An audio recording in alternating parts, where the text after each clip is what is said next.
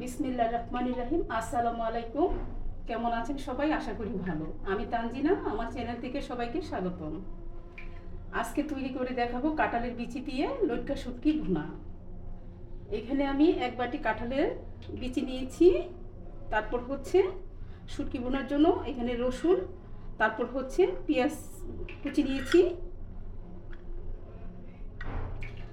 আর লটকা শুটকি নিয়েছি। এখানে লটকা শুটকিটা আমি খুব ভালোভাবে ধুয়ে নিয়েছি, কেটে ধুয়ে খুব ভালোভাবে পরিষ্কার করে নিয়েছি।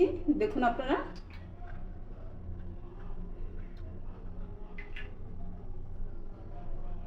শুটকি ভুনার জন্য এখানে কড়াই বসিয়ে দিয়েছি, স্বাদ মতো তেল দিয়ে দিচ্ছি।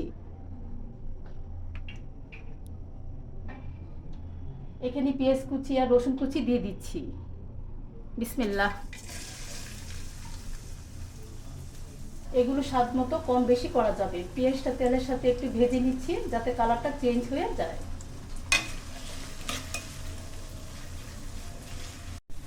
যখন এরকম লালচে হয়ে যাবে তারপর দিয়ে দিচ্ছি কাঁচামরিচ আর শুটকি।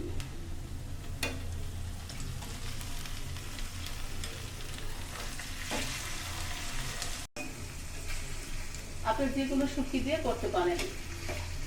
শুটকিটা দেওয়ার পর অল্প একটু পানি দিয়ে দিচ্ছি।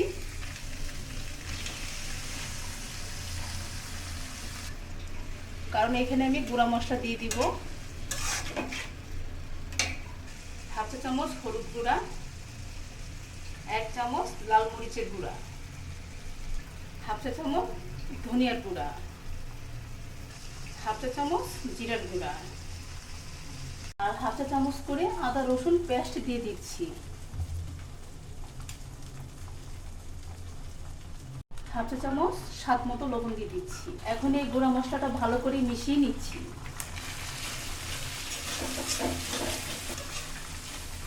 আর মিডিয়াম আছে মশলাটাকে কিছুক্ষণ কষিয়ে নিচ্ছি। এখন দিয়ে দিচ্ছি কাঁঠালের বিচি।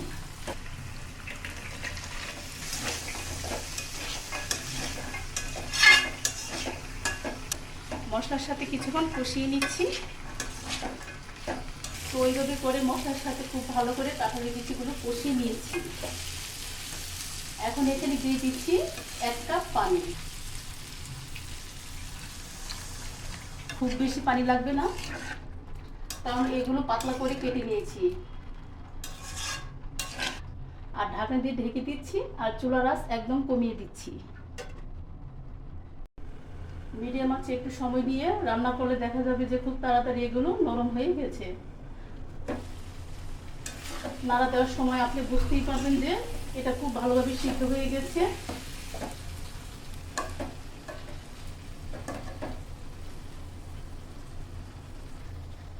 এই পর্যায়ে আমি চুলা থেকে নামিয়ে নিচ্ছি।